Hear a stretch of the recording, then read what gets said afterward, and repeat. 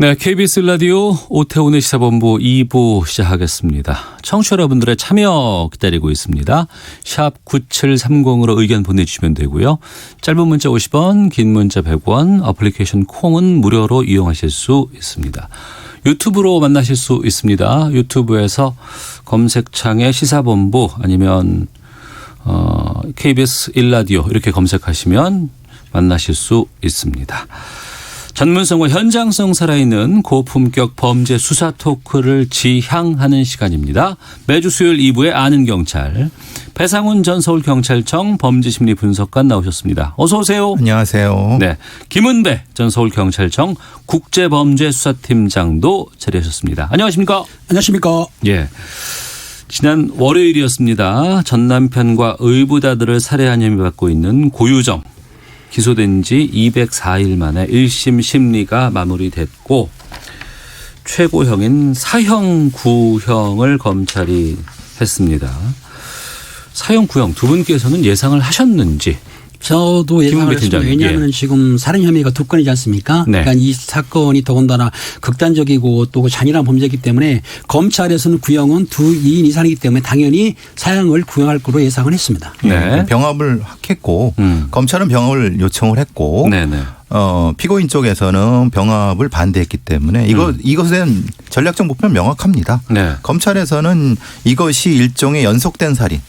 물론 이제 연쇄 살인에 들어갈지는 모르겠지만 이것이 연결된 거라고 보고 그것에 대한 쪽으로 논거를 진행한다고 하면은 당연히 사형 구형할 생각으로 있었을 것이고 네. 사실 그것 때문에 변호인 쪽에서도 극구 이 병합을 반대했던 이유도 그겁니다. 검찰 쪽 시각을 먼저 좀 더 짚어보죠. 검찰이 구형에 앞서서 이렇게 이야기를 했습니다. 고유정은 반성도 없이 변명으로 일관하고 있다. 피고인의 뻔뻔함과 거짓말에 재판부의 결단을 구한다. 글쎄요. 근데 또 일부에서는 이게 뭐 증거도 좀 이렇게 확실치 않은 부분들이 좀 있고 뭐 시신이 뭐 발견이 안 됐다거나 이런 부분이 있음에도 불구하고 검찰이 이렇게 한 것을 어떻게 우리가 추측해 볼 수 있을까요?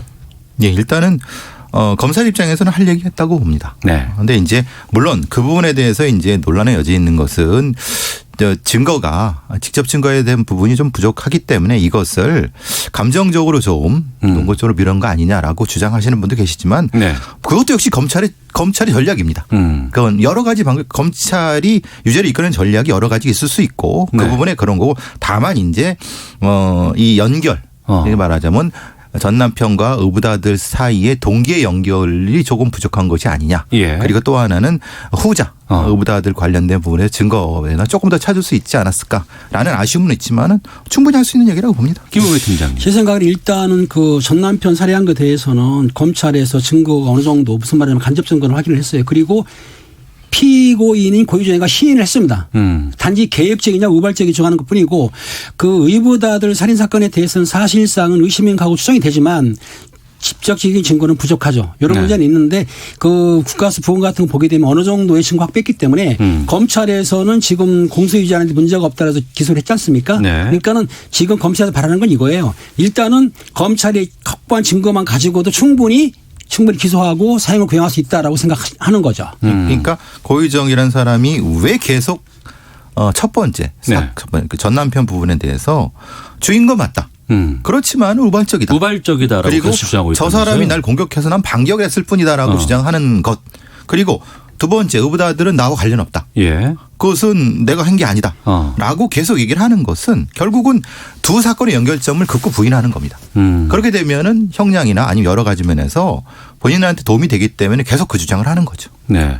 피고인들이 이제 재판에 임하는 전략 같은 거 있지 않습니까? 그런 거 보면 뭐 양형 좀 도움되기 위해서 뭐 변명하는 모습을 보인다거나 아니면 좀 반성의 기미를 좀 이렇게 보인다거나 이런 경우가 있었는데 고유정은 이런 게 전혀 없다면서요? 네. 그럼 지금은 뭐 사실 그 반성을 한다고 하면은 네. 말하자면 첫 번째 사건에 대해서 왜냐하면 첫 번째 사건은 반성할 게 없죠. 왜냐하면 난 공격한 걸 반격한 건데 그러니까 그것 때문에 반성을 하게 된 본인의 그 죄를 자백하는 꼴이 되는 거니까 예. 고유정의 전략은 거기서 일관되게 유지되는 것 같습니다.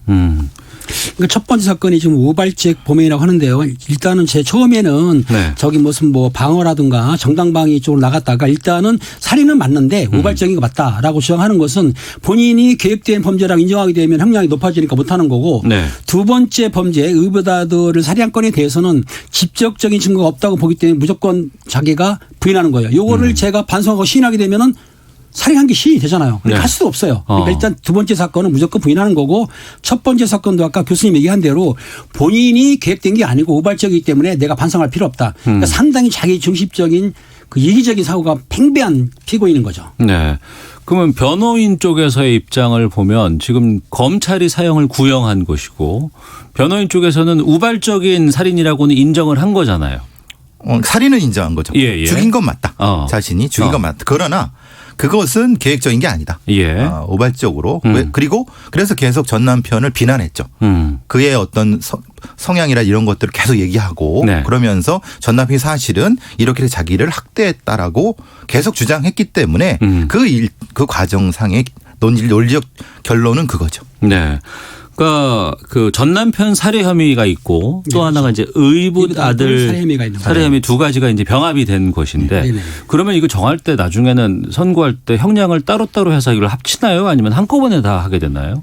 사건 사기가 이제 우리 같은 경우는 별개의 사건 같은 경우는 네. 가장 중요한 거에 2분의 1을 올립니다. 예. 그러니까 두 가지 사건. 예를 들면 살인과 절도를 했다고 하면 네. 살인의 형량에서 2분의 1, 거기에 2분의 1을 올리기 때문에 여기에 20년 나오면 이게 한 30년 되는 이런 형태의 것인데 네. 문제는 이게 별개라는 전제입니다.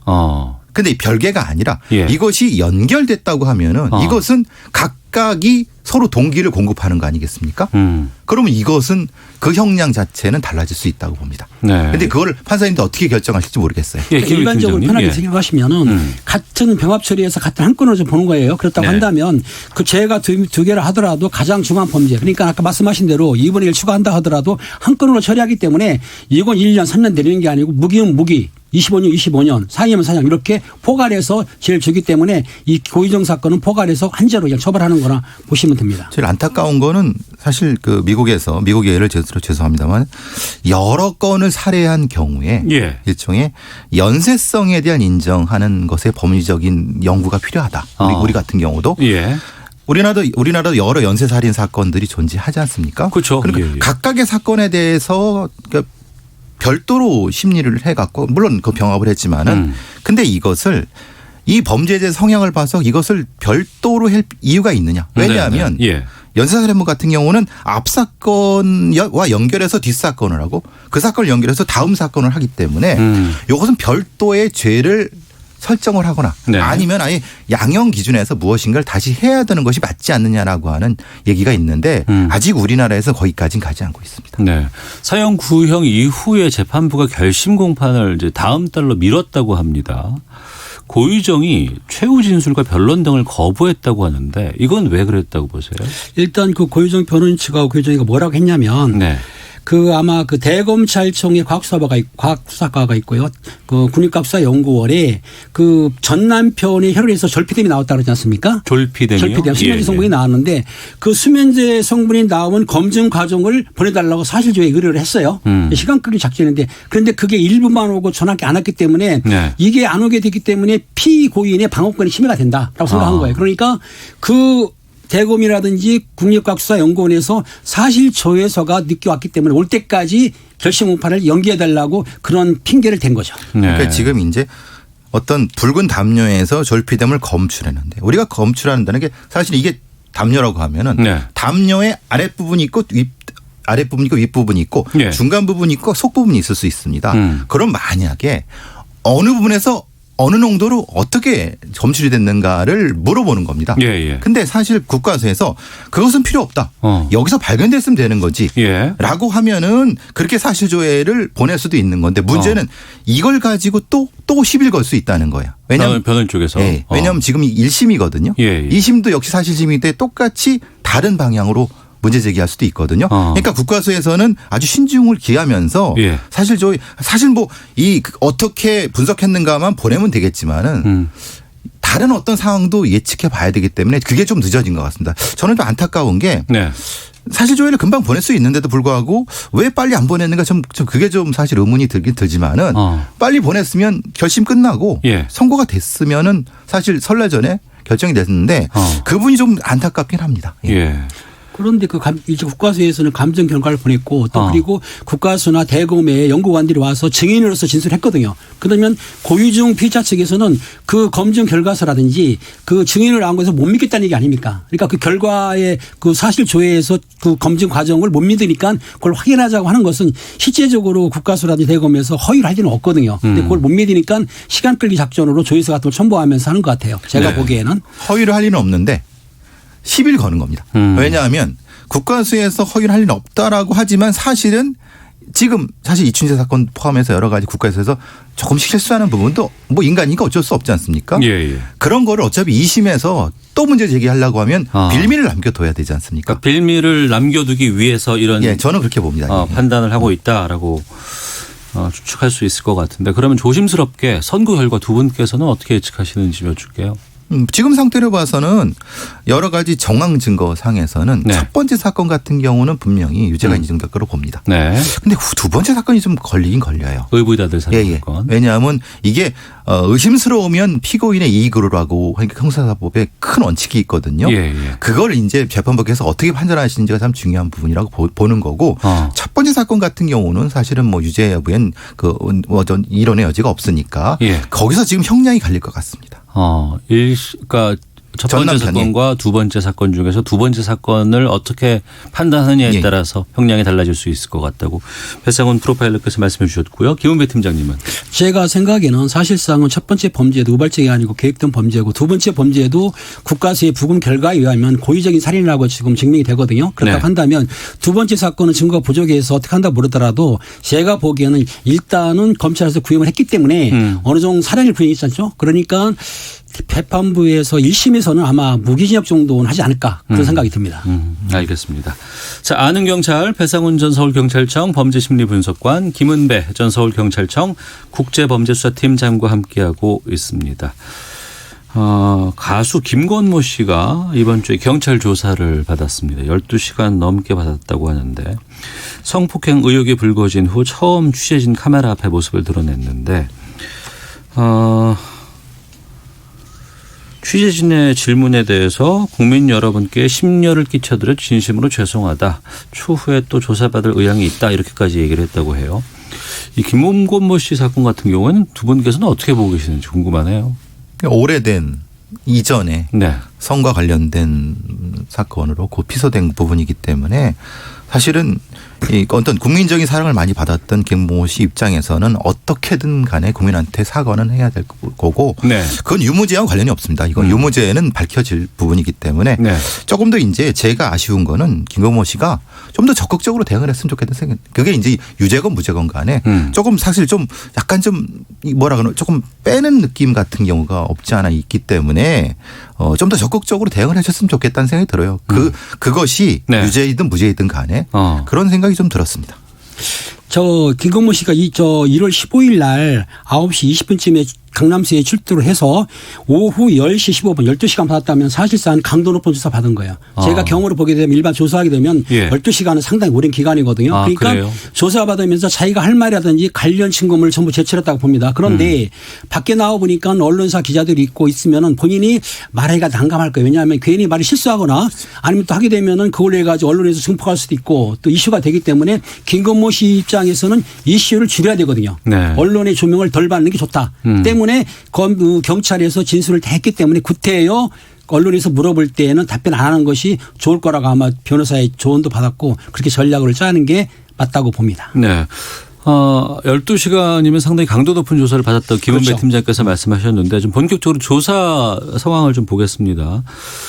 김건모 씨 변호인 쪽에서는 여러 증거를 경찰 쪽에다가 좀 제시를 했다고 하는데 어떤 증거들이 있을 수 있을까요? 말하자면 주장부터 얘기를 해야 되겠죠. 네. 그 업소라고 하죠. 업소에 간 건 맞다. 그런데 갔지만은 거기서 여러 가지 폭력적인 상황은 없었다. 네. 이것이 주장의 핵심입니다.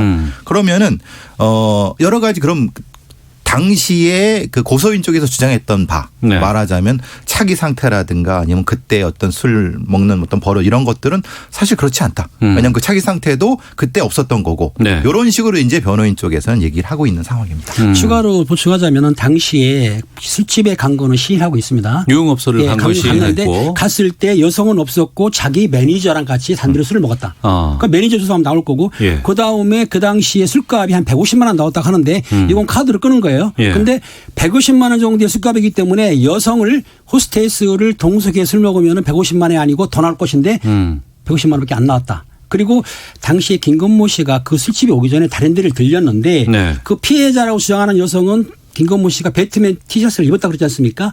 그런데 다른 데 들려서 그 술집에 왔는데 그 당시에는 배트맨 티셔츠를 안 입었다라고 네. 하면서 다른 곳에서는 CCTV가 있었어요.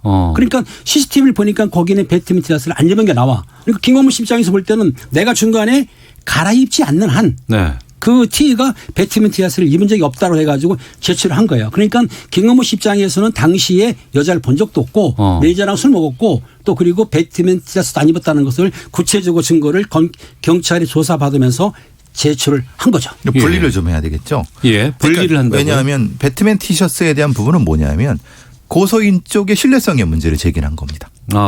왜냐하면은 고소인이 그걸 봤다고 하는데 실제로는 안 입었는데 어떻게 보냐. 그러니까 저 사람이 거짓말하는 거다라고 이제 반박하는 네. 그쪽인 거고 실제로 거기서 간 건 맞다. 네. 그런데 술은 이렇게 먹었다라고 하는 것은 본인의 사실에 대한 얘기. 그러니까 그거를 분리해 갖고 각각의 증거를 제시를 했을 가능성이 있는 거고요. 예. 그 부분 아까 팀장님 말씀하신 부분인데 그것에 대한 각각의 증거들이 또 제출된 거고 그 증거에 대한 또 이 경찰 조사하는 경찰과 같이 얘기를 맞춰본 거죠. 네.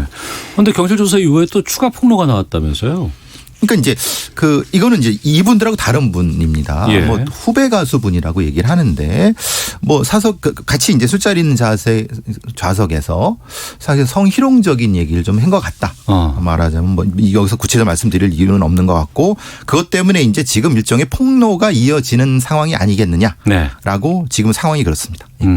양쪽의 주장이 맞서고 있는 상황인데 이럴 때 경찰 조사는 어떻게 해요, 보통? 그러니까 제일 중요한 거는 실질적으로 증거가 있으면 CCTV라든지 휴대폰 조회라든지 다른 증거 쓰면 쉬운데 진술만 가지고 할 때는 누구의 진술을 만나 신빙성을 따지지 않습니까? 예. 그렇다고 한다면 진술이 좀 부족하면 경찰에서 아마 거짓말 탐지기도 가능을 하고 그렇지 않습니까? 왜냐하면 그 어느 정도 법원에 증거를 제출 못하지만 추정적으로 인정할 수 있으니까 그렇기 때문에 경찰에서는 누구의 진술이 더 신빙성이 있느냐라고 따지는데 지금 김건모 씨 측에서는 일단은 자기들이 유리한 증거를 제출했어요. 네. 그럼 상대판 고소 여성도 그 반박하는 그 증거를 제출해야 되는데 현재까지는 이제 두고 봐야 되겠죠. 네. 기본적으로 이제 이런 사건 같은 경우 이제 성과 관련된 사건 같은 경우는요. 네. 서울청에는 거짓말 탐지 그 따로 있습니다. 부서가. 예. 거기서 이제 기본적으로 하는 게 거의 정상적으로 지금 요즘에 하지만 그게 증거 능력은 없다면서요? 그런데 이제 그걸 가지고 다음 단계로 넘어갈 수가 있습니다. 아, 그래요? 그러니까 이걸 가지고 여기서 나온 걸 가지고 다음 단계의 어떤 확인을 해보면은 이걸 합쳐보면은 정황적으로 판사님한테 보십시오. 이렇게 연결이 되지 않습니까? 라고 얘기할 수 있는 거고 단독 가지고는 안 된다 하더라도 연결적인 증거로는 네. 충분히 가치가 있습니다. 아, 지금 오해하시는데 네. 거짓말 탐지기 허언 반응이 나오게 되면 추가 진술을 하는데 법정에서는 예. 그 거짓말 자체로 가지고 범인이 아니다 판단을 안 하는 것뿐이죠. 증거를 채택 안 하지만 조사 과정에서는 당연히 그 사람이 거짓말을 하게 되면 거짓말 추궁부에서 우리가 조사를 받으면서 추궁을 하지 않습니까? 그러니까 수사 과정에서는 필요한 거죠. 그렇죠. 그걸 가지고 다음 네. 단계 넘어가서 거기서 나온 게 그래서 본인이 인정하게 되면 이거 자체가 연결이 된다. 그렇습니다. 예. 그러니까 재판에서는 이게 증거로서의 역할을 할 수는 없지만 그렇죠.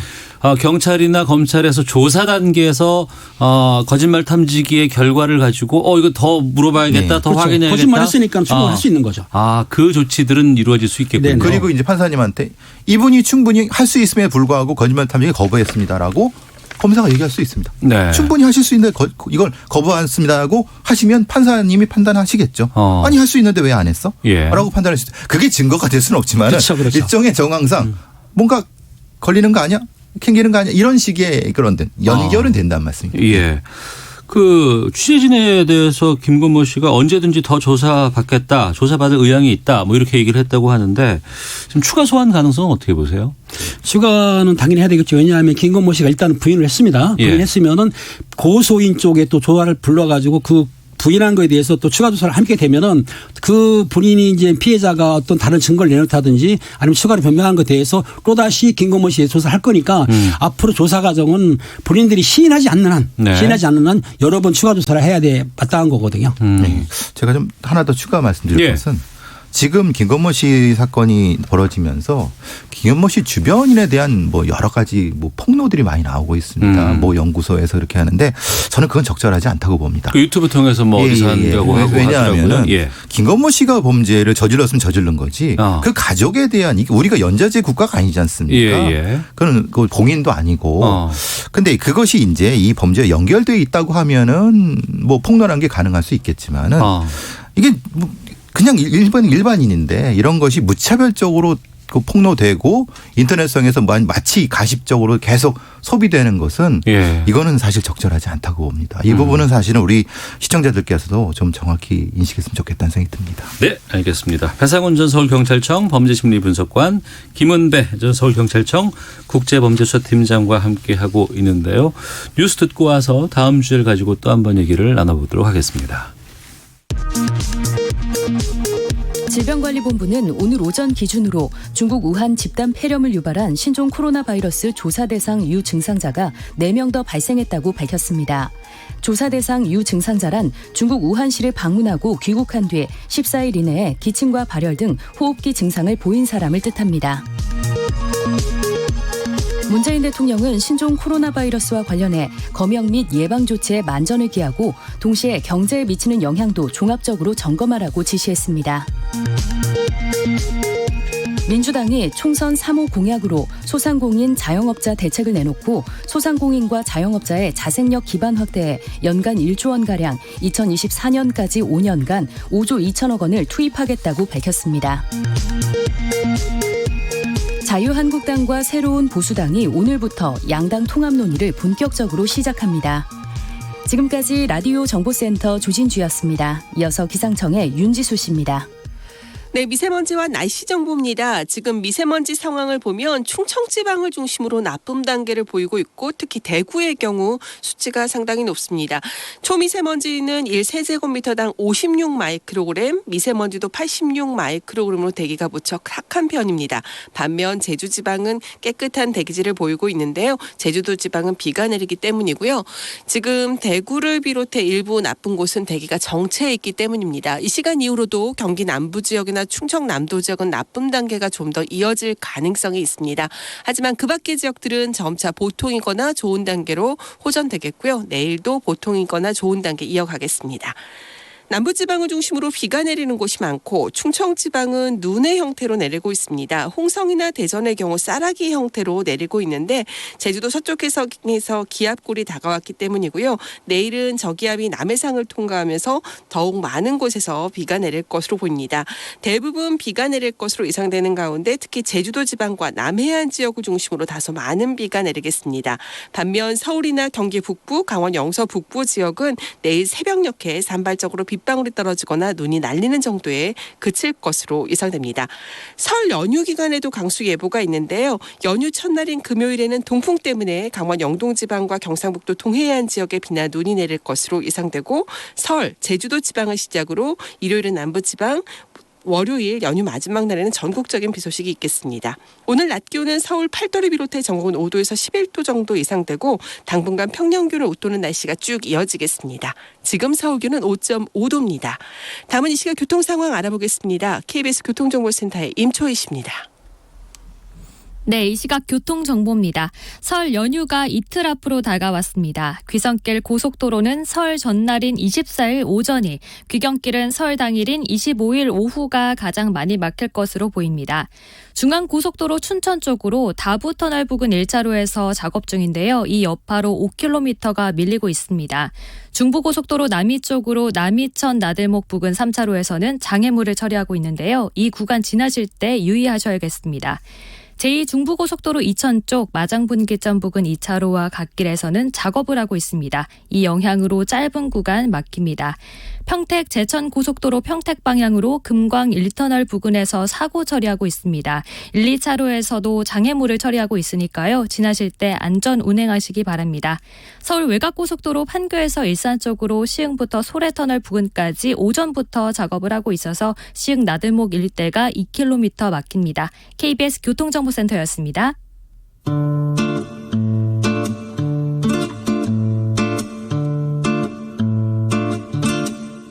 오태훈의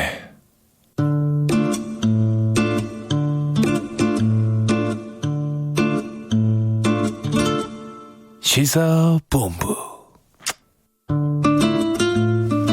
네, 아는 경찰 다시 시작하겠습니다. 치킨 프랜차이즈 회사에서 근무한 직원이 경쟁업체로 이직을 했습니다. 그런데 이직하면서 그 전 회사의 조리 방법과 같은 내부 정보를 들고 나와서 활용을 했다고 해요. 경쟁업체로 가서.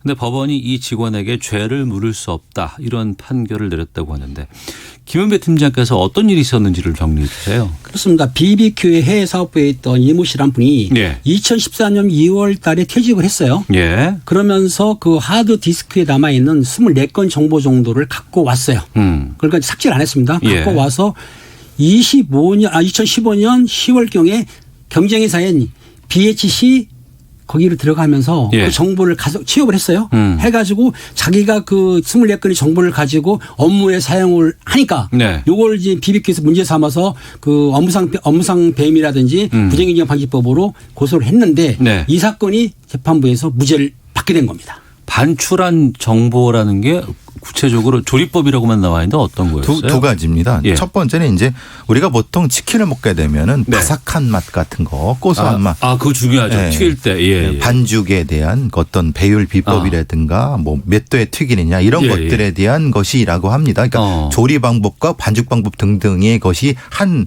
카테고리, 한 범주고 또 하나는 이제 이 전에 있던 회사의 어떤 일종의 전략 같은 겁니다.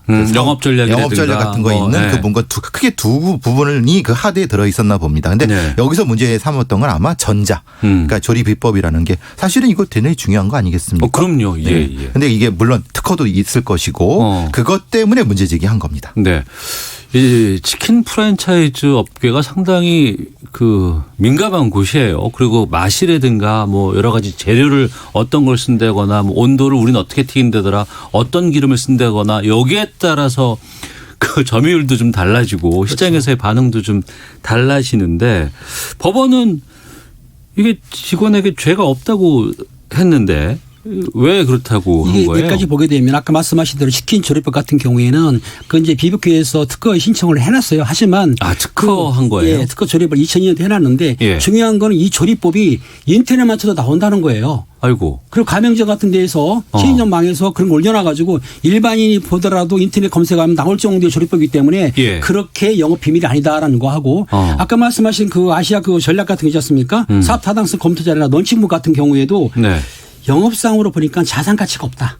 그리고 그게 만약에 BHC에 가져간다 하더라도 자산 이익이 없다라고 재판부 이렇게 봤어요. 그러니까 결론적으로 그 이모 씨가 반출하거나 삭제 않고 그 갖고 온 그 영업 비밀이라든지 조리법 같은 것이 일반인들이 볼 수도 있고 크나큰 자산 가치가 없기 때문에 그 사람이 뭐 삭제 안 하고 그걸 썼다 하더라도 그걸로는 법률 적용을 할 수가 없다는 얘기죠. 그러니까 법의 가장 큰 원칙은 권리 위에 잠자는 자는 보호하지 않는다라고 하는 거죠. 권리 위에 잠자는 자는 보호하지 않는다. 무슨 뜻이에요? 만약에 그렇게 중요한 영업 비밀이었으면은 아니 그 인터넷에 치면 나오는 걸 빨리 삭제를 하거나 아니 뭔가 계속 문제 제기를 하거나 이렇게 했어야 되는데 그걸 안 한 상태에서 번연이 있는데 저 사람이 유출한 걸 똑같은 건데 무죄 삼는 거는 이건 안 맞는다 이거죠. 판사님도 거기에 중점이 있었던 겁니다. 하지만 뭐 특허까지 이렇게 해놓은 거라고 하면은 영업 비밀 하지만 중요한 거지만 영업 비밀은 아닐 수 있다. 영업 비밀은 맞는데 본인들이 그렇게 관리를 안 했다는 거죠. 쉽게 말하면. 영업 비밀이라고 하면은 철저하게 이걸 관리를 하고 오픈되지 않게끔 조치를 취했어야 되는데 그 행위를 하지 않고 이걸 문제 삼는 거는 바람직하지 않다라고. 행위라기보다는 우리가 이제 부정경제방지법상에 보게 되면 네. 세 가지가 있습니다. 공공원이 알려지지 않을 것, 비공개성이 있고요. 네. 또 하나 뭐냐면은 독립된 경제적 가치를 가질 것, 경제성이 있어야 돼요. 네. 그리고 비밀 관리된 정보, 이 중요한 건데 비밀 관리를 하려고 그러면 사실은 거의 비밀번호도 놓고 근거에 놓는다든지 그다음에 그 쓰는 사람들한테 주의를 시켜야 됩니다. 경찰 같은 경우는 알다시피 1급, 2급, 3급 대입이 있지 않습니까? 그렇죠. 이렇게 지정해서 지정된 사람만 보게 해야 되는데 지금 이 상황을 보면 업무하는 사람들이 일상적으로 쓰는 거기 때문에 법원에서 볼 때는 이거는 조금 비밀성이 부족하다라고 봤던 거예요. 그리고 자산 가치도 없고. 그런데 사실은 업무를 회사 같은 경우에서 실제적으로 이렇게 철저하게 네. 회사의 노하우를 하더라도 철저하게 뭐 몇 사람만 지키고 있고 또 그렇게 공개를 안 하고 비밀리 하는 업체가 그렇게 많지는 않거든요. 그러니까 이번 판결은 법률성은 맞는데 네. 실제 사회에 적용하는 회사들 입장에서 볼 때는 이게 좀 어려운 난감한 문제인 겁니다. 이게. 그러면은 이것이 예. 지금 상의 이 법에는 부정경쟁 방지 및 영업비밀 보호에 관한 법률 위반인데 그것에 대한 무죄라고 하더라도 다른 부분 혹시 영업 방해라든가 네. 아니면 민법상의 다른 어떤 걸로 혹시라도 할 수 있는 부분은 아마 그 변호사 쪽에서 얘기를 할 수 있을 겁니다. 근데 이거 예. 지금 부분은 형사적으로 지금 이 법상의 영업비밀 보호 관련된 부분에서는 네. 사실 그것은 아까 말씀드린 영업비밀 관련된 부분을 본인들이 안 지키는데 왜 지켜주느냐 법원에서 그런 부분으로 연결됩니다. 그러니까 법 적용을 다르게 한다 그러면 이게 문제가 될 수도 있지만 이번에 한 거는 그것을 해당하지 않는다라고 그렇죠. 판단한 거네요. 그렇죠. 그것도 BBQ 측에서 정보 폐기를 구체적으로 요구하지 않았다는 것도 변수가 됐다면서요. 그러니까 만약에 이 정보 폐기를 하게 되면은 네. 실제로는 이제 지금 하고 있는 거는 가맹점한테 그런 비밀이 다 넘어갔지 않았습니까? 아, 그렇죠. 프랜차이즈니까. 그렇죠. 각 가맹점은 이미 다 알고 있는 거고 예, 예. 그 가맹점이 거기에 맞게끔 여러 가지 어떤 약간 좀 변화된 형태의 맛도 자기들이 하는 거 우리가 뭐 다 안 알고 있는 거 아니겠습니까? 네. 그러니까 BBQ 쪽에서는 아마 그러지 않았을까. 만약에 이 법상으로 영업비밀 보호가 법상으로 이런 것이 노출됐으면 계속적으로 얘기를 해야 된다고 합니다. 삭제해 주십시오. 네. 그렇지 않으면 뭐 하겠습니까? 이걸 안 했다는 거죠. 우리가 방송이라든가 뭐 이래서 음식점 다루는 프로그램 보면은 이 비법은 절대 알려주지 그렇죠. 않아요. 며느리한테도 알려주지 않아요. 근데 뭐 그럼 알려주잖아요. 알려주잖아요. 뭐 이렇게 얘기를 하는데 그리고 그래도 뭐 끝까지 뭐 카메라를 들고 찾아가서 꼭 밝혀냈다 뭐 이런 얘기를 하는데 그런 관리를 철저히 했다 그러면 문제가 될 수 있지만 그렇지 않았다는 거네요. 아니 BBQ에서 일단은 정보보안 서약서는 받거든 각서를 받는데 네. 포괄적으로 받았다는 거예요. 포괄적으로. 그렇기 때문에 당시에 이 직원이 끝나고 나갈 때에 그 본인이 갖고 있는 그 들어있는 걸 또 폐기하라 아니 반환해 구체적으로 안 했던 것 같아요. 그러니까 본인이 그 디스크를 갖고 나갈 때에 네. 미리 해서 여기 우리 관계된 비밀 공개라든지 침해 영업비밀 노하우가 있으니까 그거를 폐기해 아니 반납해라고 해야 되는데 명시적으로 그걸 특정 안 했기 때문에 포괄적이기 때문에 요거는 회사의 책임이라고 본 것 같습니다. 그러니까 네. 보통 이제 조금 기밀이 요구되는 회사나 이런 데 같은 경우는 한 3박 4일 정도에서 그 보안 교육을 해고 내보내는 경우도 있습니다. 그런데 여기는 그렇게 안 했고 거기까지는 아니라 하더라도 네. 최소한의 좀 팀장님 말씀하신 주의를 주거나 경고를 주거나 네. 이런 걸 했다고 하면 얘기가 달라지겠죠. 그런데 지금 이건 그렇게 안 한 거죠. 안 한 것 같아요. 본연이 하드디스크 가져간 걸 뻔히 알면서도 방치한 건 본인들 잘못이라는 거죠. 근데 궁금한 게 그 BBQ와 BHC 사이에서 지금 이 일이 벌어진 거 아니에요? 그럼 이 두 회사는 그 정보를 활용해서 BHC는 BBQ의 맛과 비슷하게 된 건지 아니면은 그냥 정보만 확인한 건지 그거 궁금증도 좀 생기는데요. 저는 BBQ와 BHC의 맛을 잘 모르겠거든요. 그런데 이제 예, 그런 건 예. 있을 수 있겠죠. 일종의 경고의 의미일 수 있을 것 같습니다. 네. 어차피 경쟁하는 업체니까 BBQ 쪽에서 BHC 속에 이런 형태의 경고장을 날렸을 수도 있는 거라고 봅니다. 네. 실제 변호사 정도만 돼도 이것이 사실은 이게 무죄가 날 가능성이 높다는 걸 알 텐데 이걸 이제 실제로 이렇게 했다는 것은 네. 여러 가지 전략상이라고 확 볼 수 있다는 거죠. 제가 보기에는. 저도 BBQ나 BHC 양념통닭을 먹어봤는데 솔직히 맛을 잘 판단을 못하겠어요. 젊은 사람은 하는데 우리는 모르겠더라고요. 그 맛이 없다는 거 아닙니다. 맛은 예, 있는데 예, 예. 분간을 못하겠어요. 뭐 음식점뿐만 아니고 지금 우리나라가 좀 이렇게 여러 가지 영업 비밀 관리라든가 이런 부분에 대해서 좀 더 철저하게 좀 대응하고 해야 되지 않을까 싶기도 하고 뭐 저희가 뭐 치킨 이것만 얘기하는 것이 아니고 좀 전반적으로 여러 가지 영업상에서 취해지는 부분들 이런 것들에 대해서 좀 철저히 관리하는 것들이 좀 필요하지 않나 싶어요. 예. 그래서 이제 우리 이제 이 법상으로는 산업기술보호법이 따로 있고요. 네. 방위산업기술법이 따로 있습니다. 그것도 국가 좀, 중요한 네. 기밀에 대한 그럼요. 거고 네. 삼성 반도체 같은 경우는 산업기술보호법이 적용이 되고요. 요거는 그것이 아니라 그거보다 조금 뭐라고 해야 하나 국가 기밀 정도는 아닌데 중요한 영업 기밀에 대한 보호법은 이전의 문제 때문에 어느 정도 확충이 됐는데 문제는 실제 적용할 때 이런 그러니까 적용할 때 그렇게 구체적이고 디테일하게 하지 않기 때문에 서로 간에 분란이 생기는 건 맞습니다. 그러니까 지금의 우리 회사에서도 여러 가지 상업 회사에서도 이 부분에 대한 것을 정확히 직원들한테 인지시켜 주는 게 좋을 것 같습니다. 알겠습니다. 아는 경찰 함께했습니다. 배상훈 전 서울경찰청 범죄심리분석관, 김은배 전 서울경찰청 국제범죄수사팀장이었습니다. 두 분 오늘 말씀 고맙습니다. 감사합니다. 설날 잘 보내십시오.